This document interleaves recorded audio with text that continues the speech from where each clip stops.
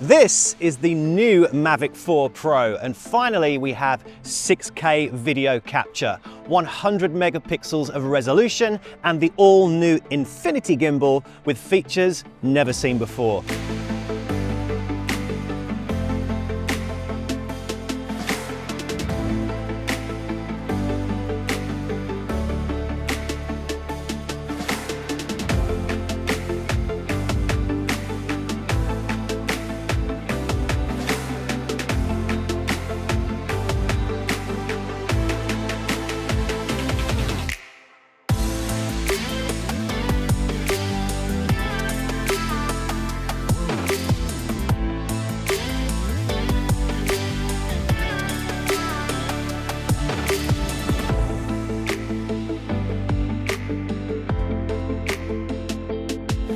During the next 10 minutes, we're going to test out this drone and see why the Mavic 4 Pro is probably the greatest consumer drone ever created.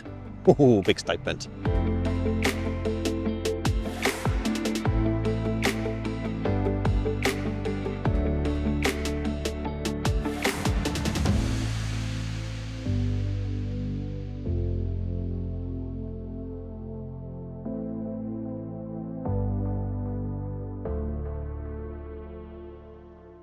So let's have a quick rundown of the major upgrades on this beast of a drone. Starting with the main Hasselblad, where we have a 4/3 sensor, giving us that stunning 6K resolution up to 60 frames per second HDR video, plus an enormous 100 megapixel stills camera for unparalleled aerial photography. And if that wasn't enough, the Hasselblad camera also boasts 120 frames per second in 4K. The 70mm medium telephoto camera is a 1/1.3 inch sensor with yet another 120 frames per second in 4K, 60 frames per second with 14 stops of dynamic range. And finally, the 168mm, which is an all-new 1/1.5 inch tele camera. This even gives us 4K 60 frames per second with 13 stops of dynamic range, or 100 frames per second in 4K. These camera specs are like nothing we've ever seen before. Simply stunning footage on all three lenses. What separates the Mavic 4 Pro apart from other drones is the 3 different focal lengths. Swapping between these cameras offers a distinctive field of view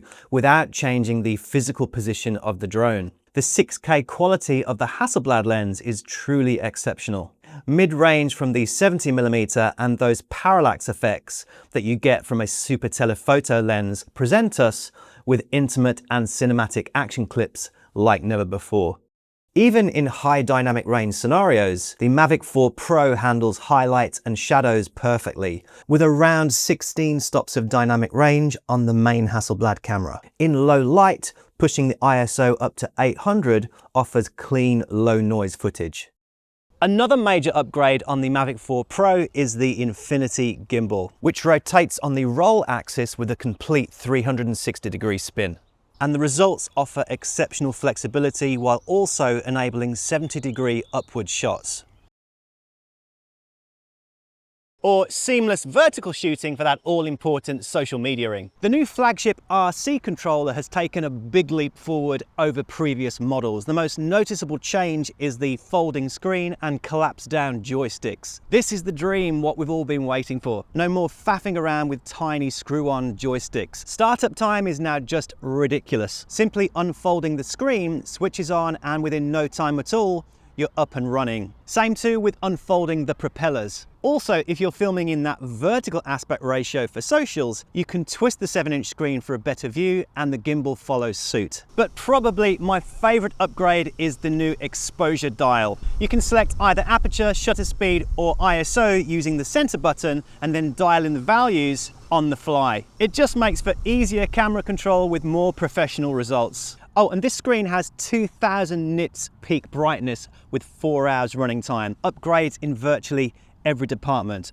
Here's one, dynamic home point. Really handy if you're filming car shots on the go. The home point will be continuously updated to the remote controller's location. Finally, you can enter sleep mode to save battery. Folding away the screen doesn't actually turn off the device. Instead, it shuts off the screen while maintaining connection to the drone and GPS, so you're ready to go in a second. there is a discrete power button on the top of the screen. So have you heard of LiDAR? This is a new Lux nightscape system incorporated into the omnidirectional obstacle avoidance, and DJI have placed it in the right front arm of the drone. Now, I'm no expert, but what I think this does is bounce pulses of light off of objects in the drone's path and then maps out a 3D model of the environment around it. It even works in low light conditions. In near pitch black environments, the forward-facing LiDAR enables the drone to perceive its surroundings and brake the drone before it hits anything. And somehow this sucker can return home without any satellite signal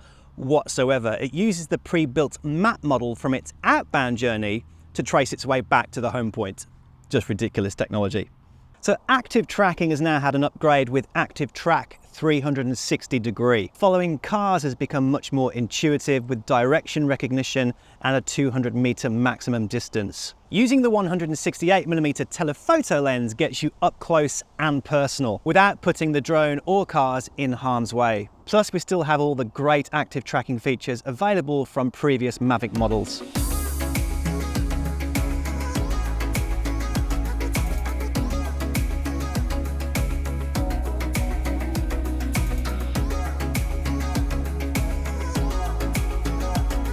So let's talk battery power on the Mavic 4 Pro, a documented 51-minute flight time, which means in real world use, maybe 40 to 45 minutes. And that's using what's called ultra-low wind resistance configuration. But even so, it is a significant improvement over the Mavic 3 Pro, which was documented at 43 minutes. Using the 240-watt desktop charger, these batteries will charge simultaneously from 0 to 100% in 90 minutes. That's all three. If you're in a hurry, 43 minutes for a single unit. Now, image quality has always been a key player in my decision making when it comes to drone selection, and now having D-Log-M color profile on all three cameras and HDR with higher frame rates is absolutely why I would reach for the Mavic 4 Pro. I actually own the Air 3 and the DJI Flip, both very capable drones, but the Infinity Gimbal with that cool rolling action has opened up a whole new way of capturing the highest quality footage. It's been well over 2 years since the release of the mighty Mavic 3 Pro,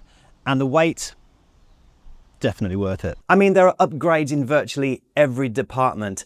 0.5 terabyte of internal storage if you have the Creator combo, which eliminates the need for these silly little micro SD cards. We've got 128 gigabytes of internal storage on the remote control, so you can record screen captures and document your flights, or install third-party apps and even watch your favorite YouTube channels with glorious clarity. The new fisheye sensors dotted around the body of the drone offer much better performance and daylight resolution for obstacle avoidance. In fact, 4 times that of the Air 3S, apparently. Anyway, I'm going to leave it there. Hopefully the footage in this video speaks for itself. Thanks for watching. Hope you enjoyed this video. Please give us a thumbs up if you did, and don't forget to subscribe to the channel for more photography content. I'll see you on the flip side.